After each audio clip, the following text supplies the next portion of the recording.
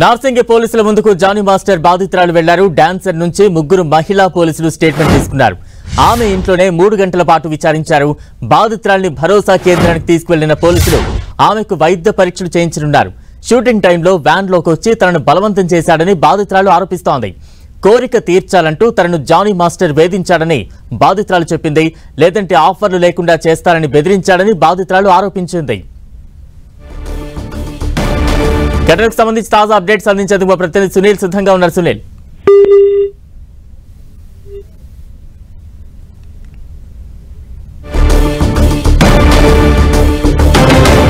Shooting టైంలో van లోకి బలవంతంగా వచ్చి తనను తీవ్రంగా ఇబ్బందులకు గురి చేశారంటూ కూడా జానీ మాస్టర్ పై ఓ డాన్సర్ కీలక ఆరోపణలు చేశారు. నార్సింగి పోలీసుల ముందు జానీ మాస్టర్ బాధితురాలు వెళ్లి పలు కంప్లైంట్ అయితే ఇచ్చారు. డాన్సర్ నుంచి ముగ్గురు మహిళా పోలీసులు అయితే ప్రస్తుతం స్టేట్మెంట్ తీసుకున్నారు. ఆమె ఇంట్లోనే సుమారు 3 గంటల పాటు విచారణ చేశారు ముగ్గురు మహిళా పోలీసులు. తాజా అప్డేట్స్ అందించేందుకు మా ప్రతినిధి సునీల్ సిద్ధంగా ఉన్నారు. సునీల్, జానీ మాస్టర్ లైంగిక ఆరోపణలకు సంబంధించి పోలీసులు దర్యాప్తు ముమ్మరం చేశారు. ఇప్పటికే జానీ మాస్టర్ పై నార్సింగ్ పోలీసులు సెక్షన్ 376 తో పాటు 323 అదేవిధంగా 3 సెక్షన్ కింద పోలీసులు కేసు చేసుకోవడానికి ఈ రోజు బాధితుల స్టేట్మెంట్ అటు ముగ్గురు మహిళా పోలీసు అధికారుల చేత స్టేట్మెంట్ కూడా నమోదు చేస్తుంది. ఇక స్టేట్మెంట్ లో కుశల విషయాలు బయటకు వస్తున్న పరిస్థితి. జానీ మాస్టర్ అనేక అవకాశాల పేరుతో అంటే సినిమా ఇండస్ట్రీలో అవకాశాలు కల్పిస్తామని చాలా మంది మహిళల్ని ఇట్లా టార్గెట్ చేసి సెక్చువల్ గా అంటే లైంగికంగా అందరినీ హెరాస్మెంట్ చేస్తూ ఉంటాడు. గతంలో నన్ను కూడా అనేక సార్లు లైంగికంగా చిత్రించడం గురి చేశారు. తన సెక్స్ కోరిక తీర్చుకోకపోతే వేధించేవాడంటూ కూడా బాధితురాలు పోలీసులకు వాంగ్మూలం ఇచ్చినట్లు కూడా సమాచారం తెలిసి దాదాపు ఆమె ఉంటేనే పోలీసులు దాదాపు 3 గంటల పాటు ఆమె స్టేట్మెంట్ ని పూర్తిగా రికార్డ్ చేసి అనంతరం బాధితురాలని భరోసా సెంటర్ తరలించారు. ఆ వైద్య పరీక్షలు కూడా పూర్తి చేశారు. ఇక ఆమె స్టేట్మెంట్ ఆధారంగా అతనిపై కూడా పోలీసులు సీరియస్ గా యాక్షన్ తీసుకునే అవకాశం. అయితే గతంలో సినిమా ఇండస్ట్రీలో అవకాశాలు కావాలంటే ఖచ్చితంగా వారు కోరేటువంటి అటు దర్శకులు కావచ్చు, ప్రొడ్యూసర్స్ కావచ్చు, సినిమా ఇండస్ట్రీలో ఉన్నటువంటి కొంతమంది పెద్దలు కూడా చాలా మంది లొంగ తీసుకున్నటువంటి దృష్టిని కూడా మనం గతంలో చూసాం.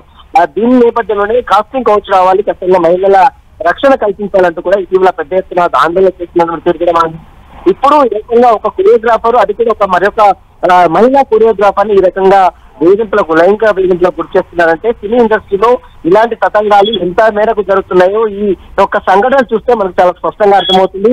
సినిమా ఇండస్ట్రీ మొత్తం కూడా ఇంతే ఉంటుందా అనే రీతిలో చర్చ మాత్రంలో ఉందని చెప్పవచ్చు. ఇలాంటి సంఘటనలు జరిగిన వాటిపై కఠిన చర్యలు అటు సినిమా ఇండస్ట్రీలో ఉన్నటువంటి పెద్దలు స్పందించాలి. ఇలాంటి సంఘటనలు చేస్తున్నటువంటి వాటిని కఠినంగా శిక్షించాలి.